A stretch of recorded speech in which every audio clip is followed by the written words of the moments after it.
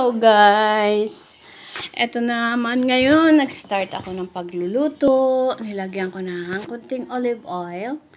Then, isasangkot siya natin yung kamatis. Ayan, nilagay ko na yung kamatis. Isunod natin ang bawang. Sangkot siya din natin siya. After sa bawang, lagay natin ang sibuyas. White onion ang gamit ko guys kasi masarap ang white onion talaga. Promise. Tsaka mas mura kaysa red onion. Masarap to. Masarap nga ito isa salad ang white onion. Yan. Tapos takpan natin yan siya guys para mag brown lang siya. Ayan na.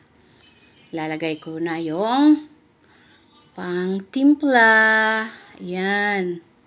Tapos, atin siyang tutubigan. Tubigan natin siya para magiging sabaw. Ayan, tama na yan. Pakukuluin natin. Ayan, kumulo na siya. Minamadali ko na guys kasi gutom na kami. Lagay ko na yung aking isda na naka-air fry na yan siya. Ayan, pakuluin na lang ulit natin.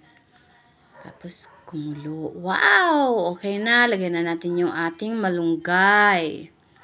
Ang ating leafy green vegetable. Malunggay. Ito ang pinakamasarap. Oxygen yan siya guys. Nagdadagdag ng oxygen sa ating oxygen. Ayan, pakuluin na lang natin siya para maluto na. Thanks for watching guys. Ready to eat.